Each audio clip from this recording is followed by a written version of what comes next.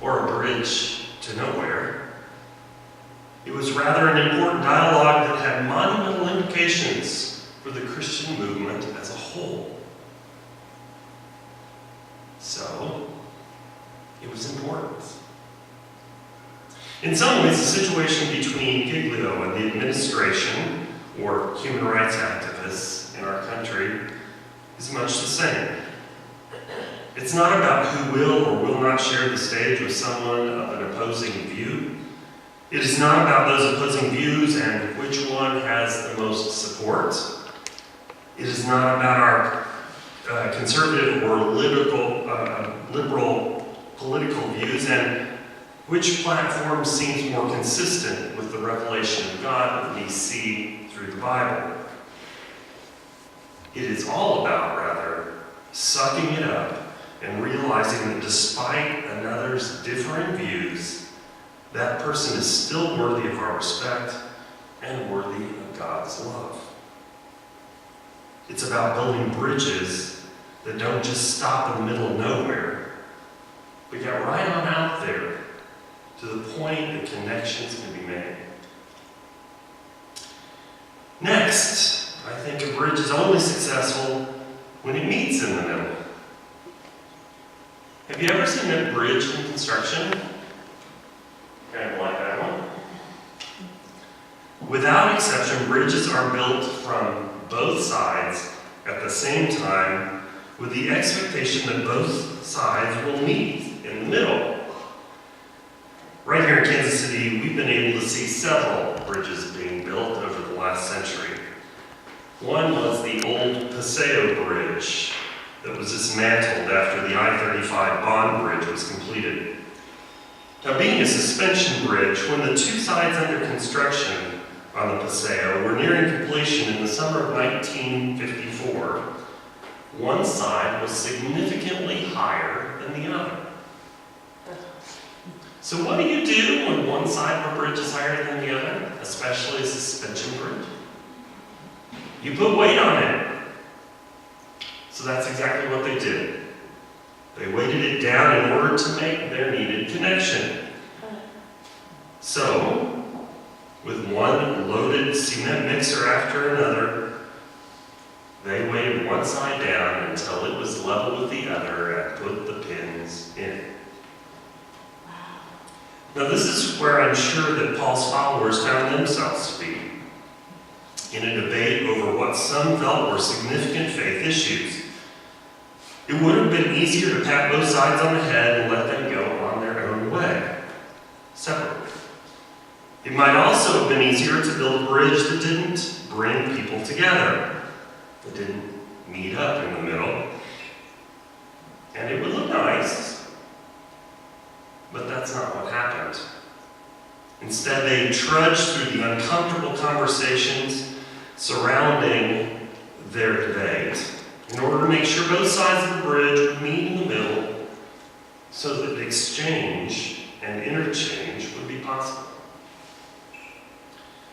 The inaugural brouhaha is also a case of bridges needing to meet in the middle and to be built. But someone, or a host of someones, thought the construction process was just too big and too difficult and too expensive to tackle it, and instead they pulled out. It's too bad, really, because without at least trying to finish the job and get both sides to meet up in the middle, connections will be impossible, and before long, no one will even remember what the original reason for separation was. Just separation for separation's sake. And a third quality of a successful bridge is one that is always open for business.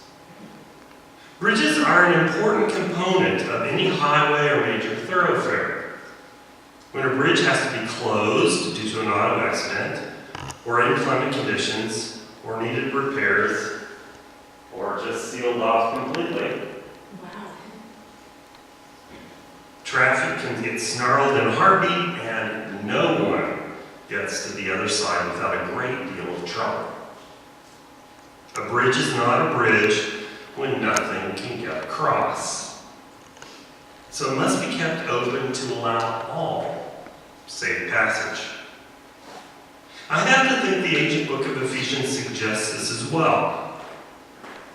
Whether these two factions held claim to the same faith mattered not if they could not see each other's worth and recognize each other's differences. The text clearly points out that through Christ, God has made a new humanity.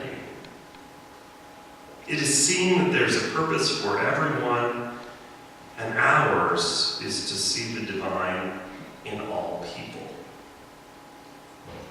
This is my hope for our divided culture. Those on both sides who reject one another because of something said or thought or done and decide to let that be a permanent barrier lose out on the beauty of life and, in my opinion, are living contrary to God's plan. Communities that see their own commonality in simply possessing opposing ends of a bridge have little hope. But those who choose to keep that bridge open are surely doing the sometimes complicated and messy work of God. Now, the question for us preachers is always, where's the good news here? And my response, all over it. Bridge building does not have to be a lost art. For those who possess the energy and skill set to be a bridge builder, the good news for you is that there are endless chasms to span, countless raging waters to cross, and numerous conflicts to navigate. So you can go out, you can put on your scrubbies and get to work, knowing that your faith is based not on being in the right, but doing the right thing by bringing humanity together.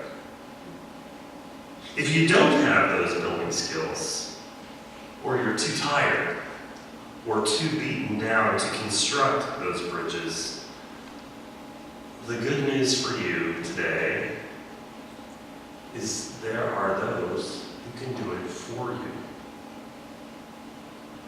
All around. Just take a good look. They can do all that hard work for you. So all you need to do is simply walk across.